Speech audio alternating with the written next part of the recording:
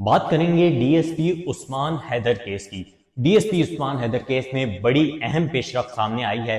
وہ شخص جس کو اب تک بچایا جا رہا تھا، جس کے خلاف اب تک 302 کا مقدمہ درج نہیں کیا جا سکا تھا، جس کے خلاف کا مقدمہ درج نہیں کیا جا سکتا تھا، 4 ماہ گزر چکے تھے اور اس شخص کی صرف اور صرف 174 کی کاروائی اور اس کی اپنی مدیت میں درج ہوئے ایک ایف آئی آر کے اوپر اس کی کاروائی چل رہی تھی۔ اب باقاعدہ طور پر بڑی پیش رفت سامنے آ چکی ہے۔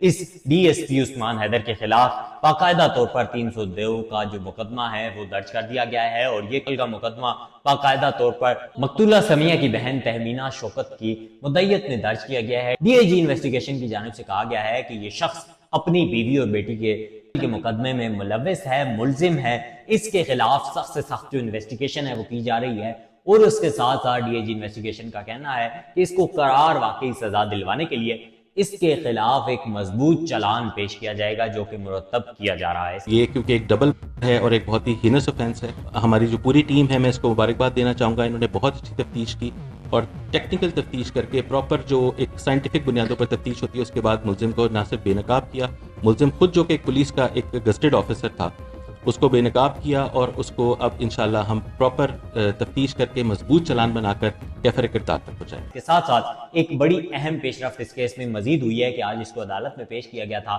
اس نے ضمانت اپلائی کر رکھی تھی، ضمانت کے کیس میں آج اس کی ضمانت منسوخ کر دی گئی ہے۔ عدالت نے اس کی ضمانت کو کینسل کر دیا ہے۔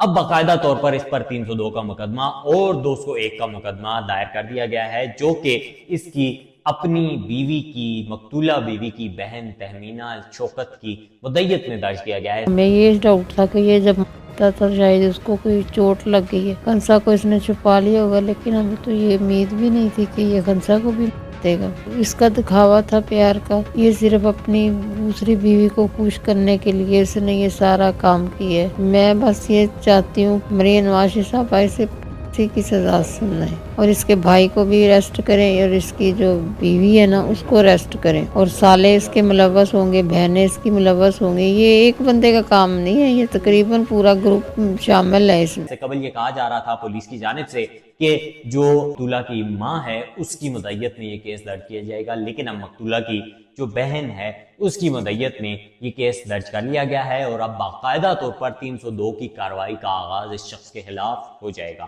دوسری جانب ڈاکٹر وردہ کیس کے حوالے سے اگر آپ کو اپڈیٹ دیتا چلوں تو ڈاکٹر وردہ کیس کے حوالے سے ان کی جو ڈیلنگ تھی اس ردا کے ساتھ، اس ظالم صفاق اور نام نہاد دوست کے ساتھ، وہ آج سامنے آ چکی ہے۔ وہ ایفیڈیوٹ پیپر، وہ اسٹامپ پیپر جو ہے وہ سامنے آ چکا ہے، جس کی بنا پر ڈاکٹر وردہ نے اپنا 67 تولے سونا بینک سے نکلوا کر ردا کے حوالے کیا تھا، جس کے بعد ردا نے اور اس کے شوہر نے اس کو اپنے بزنس میں لگانا تھا اور ڈاکٹر وردہ کو باہر نوکری کے لیے بھیجنا تھا۔ وہ ایفیڈیوٹ سامنے آ چکا ہے، آپ سکرین پر دیکھ رہے ہیں۔ اس ایفیڈیوٹ کے سامنے آنے کے بعد ساری تفصیلات کھل چکی ہیں، اور اس کے ساتھ ساتھ یہ بھی کہا جا رہا ہے کہ یہ ڈاکٹر وردہ کا اپنی موت کا پروانہ تھا، جس کی وجہ سے ڈاکٹر وردہ کی زندگی ان سے چھین لی گئی۔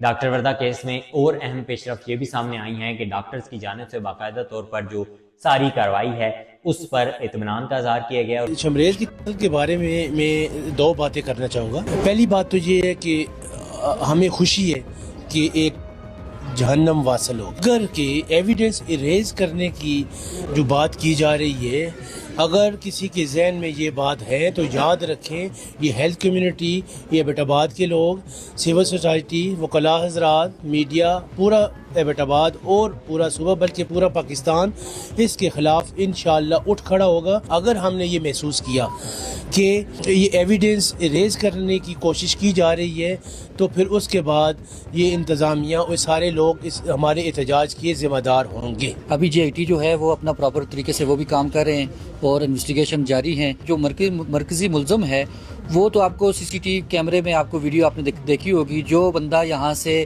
ایک ہماری ڈاکٹر صاحبہ کو دن دہاڑے لے کے جا رہی ہے، اس گاڑی میں بٹھا کے، ردا جس کا نام ہے، تو وہ لے کے گئی ہے، اور آگے سے مطلب مرکزی ملزم ہم تو اسی ہی کہیں گے، اور اس کے ساتھ جو جتنے لوگ بھی ہیں 3-4 لوگ ملوث ہیں، ندیم اور پرویز نام ہے، تو ہم تو انہی کو کہیں گے۔ اور شمریز کو جہاں پہ گیا اس حوالے سے تو یہ ہے کہ میرے خیال سے اب جو گردش کر رہی ہیں باتیں وہ ٹھیک نہیں ہے کہ جی اس کا سارا وہ ریکارڈ ختم ہو گیا، یہ ہو گیا، وہ ہو گیا، لیکن برحال وہ پولیس کا ایک اپنا کام تھا، انہوں نے وہ کیا، لیکن ہم اس وقت تک مطمئن نہیں ہے جب تک یہ لوگ ان کو کڑی سے کڑی سزا نہیں دی جاتی. مرکزی ملزم ردا ہے. ہماری ڈاکٹر وردہ کو جو یہاں سے لے کر گیا ہے وہ ردا ہے. ردا ہے, ہمیں ردا کی سزائے چاہیے. وحید اس کا ساتھ معاونت کرنے والا خامند ہے. ان دونوں کی ہمیں سزائے چاہیے. ہمیں مین کلپریٹ جو ہیں وہ یہ دو بندے ہیں. ہماری مجرم ردا ہے اور ہم انصاف چاہتے ہیں کہ ردا اور اس کے خامند کو سزائے دی جائے. یہ ہمارا مطالبہ ہے. جو جے آئی ٹی ہے اس نے اپنے سارے بیانات قلم بند کر لیے ہیں, چاہے وہ کنواں کا اور جہاں پر ڈاکٹر وردہ کی جو باڈی کو دفن کیا گیا تھا کھڈے میں, اس سارے علاقے کو, لڑی بنوٹا کے علاقے کو, ان کے رہائشیوں کو, ان سب سے بیانات لیے گئے ہیں, قلم بند کیے گئے ہیں. اور اس کے بعد 5 دن مکمل ہونے کے بعد اب جے آئی ٹی اپنا جو رپورٹ ہے وہ وزیر اعلیٰ کے پی کے سہیل آفریدی کو جمع کرائے گی. اس کے ساتھ ساتھ جو وحید بلّہ ہے اس کی جو دکانیں ہیں جن کو سیل کیا گیا تھا, اب آہستہ آہستہ وہ دکانیں کھلتی جا رہی ہیں, جس کے بعد یہ افسوسناک فضا جو ہے وہ پورے علاقے میں پھیل گئی ہے کہ اب انصاف ہوتا اس کیس میں نظر نہیں آ رہا.